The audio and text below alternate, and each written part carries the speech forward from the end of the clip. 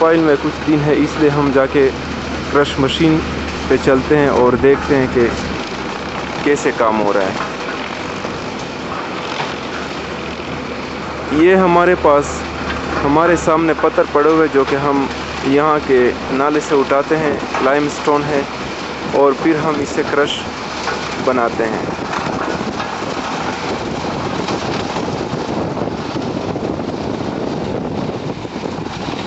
Crush machine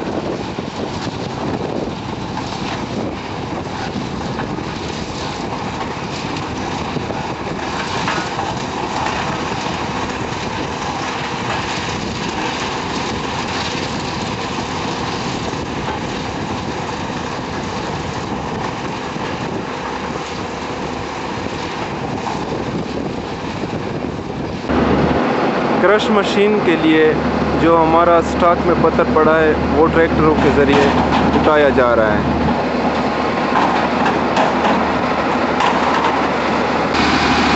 crush machine या तो diesel या फिर बिजली की मदद से चलती है। यहाँ पे हमारे सामने क्रश मशीन का जनरेटर नज़र आ रहा है।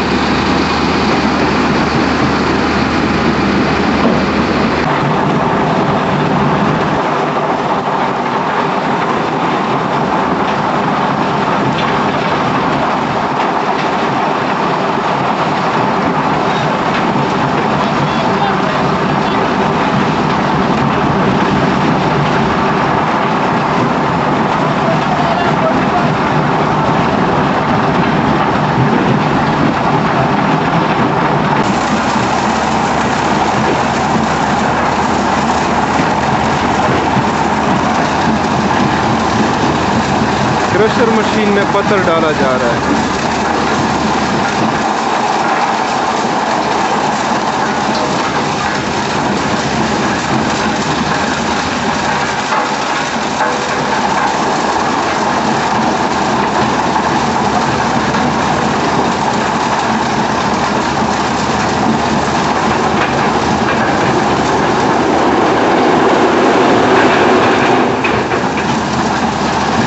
यहाँ पर बड़े बड़े हैमर लगे हुए हैं जो कि बड़े बड़े पत्थरों को छोटे पत्थर में मुंतकिल कर देते हैं।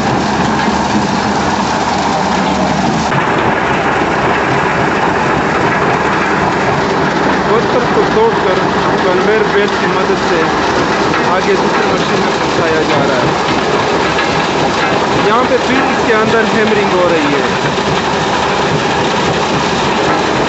और कन्वेयर बेल्ट की मदद से आगे सीव में पहुंचकर यहाँ पे हमारे मुख्तलिफ साइज़ की सीव 1 इंच डाउन, 3x8, 3x4 और फिर आखिर में फाके के लिए सीव लगे हुए हैं।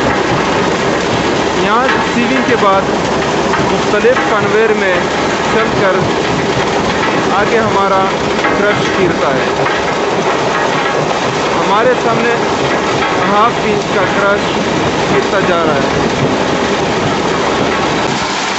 ये हमारा सीव है। इसके अंदर मुख्तलिफ किस्म के सीवों की मदद से मुख्तलिफ किस्म का क्रश अलहदा होता जा रहा है और जो हमारा 1 इंच से ज़्यादा मोटा क्रश होगा वो यहाँ से निकल कर फिर कन्वेयर बेल्ट की मदद से वापस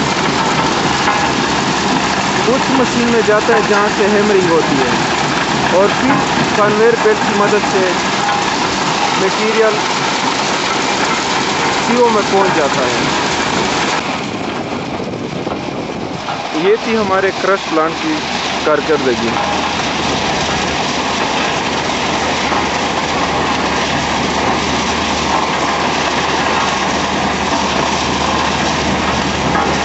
यहाँ पर क्रश स्टॉक होता जा रहा है और बाद में साइड पे पहुंचा देते हैं।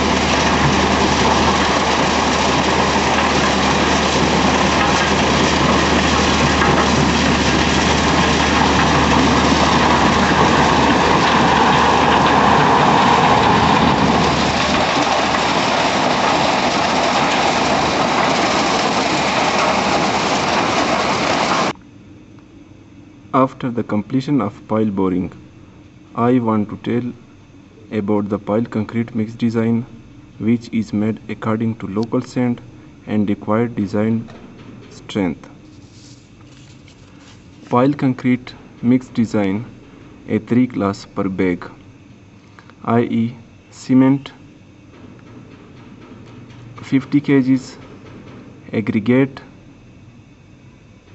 1.5 inch 70 kg, aggregate 3x4 47 kg, sand 67 kg, water 23.5 liters, admixture 0.53 liters, slump 50 to 150 millimeter.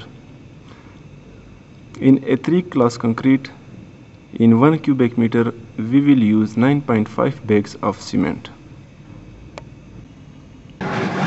Pile excavation 12 दिनों में मुकम्मल हो चुकी है।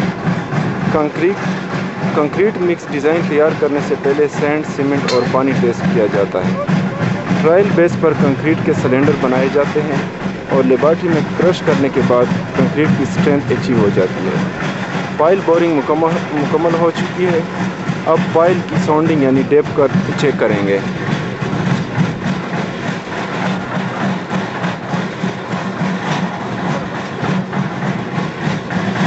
इंस्ट्रूमेंट तैयार है। अब हम पहले TBM पे रीडिंग लेते हैं।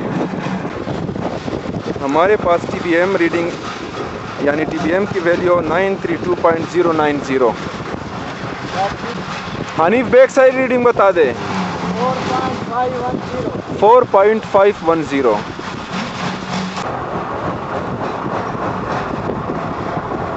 बैक साइड रीडिंग के बाद अब हम केसिंग टॉप ऑब्जर्व कर लेते हैं। हनीफ केसिंग टॉप पे क्या रीडिंग आ रही है? 0.820। बड़ी तेज़ हवाएं चल रही हैं और काम जारी है। यहाँ हम डिटेल में साउंडिंग के बारे में बताएंगे। TBM वैल्यू 932.090 और बैक साइड रीडिंग हमारी 4.510। TBM वैल्यू में बैक साइड प्लस करके हमारे पास हाइट ऑफ इंस्ट्रूमेंट आ गया। अब इसके बाद हम केसिंग टॉप पे रीडिंग लेते हैं जो कि हमारे पास 0.820 मीटर आए। इस तरह हमारी केसिंग टॉप की elevation height of instrument 936.600 minus, चूँकि ये इंटरमीडिएट रीडिंग है इसलिए माइनस हो जाएंगी 0.820।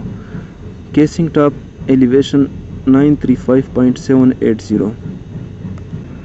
ड्राइंग में हमारे पास कट ऑफ लेवल 934.801 और यहाँ पे हमारे पास tip level 914.801।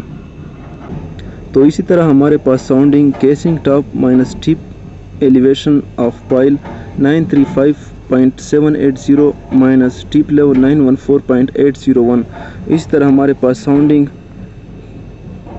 20.979 metre down. Pile should be 20.979 meter down from casing top। अब हम पाइल के ऊपर खड़े हैं और पाइल की साउंडिंग चेक करते हैं। पहले हम फीता चेक करेंगे। यहाँ पे फीता हमारे पास 3 मीटर कम है, यानी हमारी रीडिंग 3 मीटर से काउंट होगी। चलो डालें नीचे।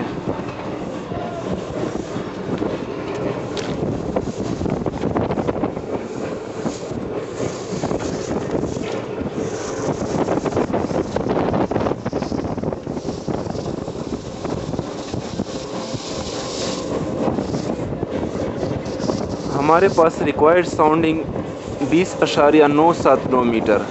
चूँकि हमारे पास फीता 3 मीटर कम है इसलिए साउंडिंग 23.979 मीटर होनी चाहिए।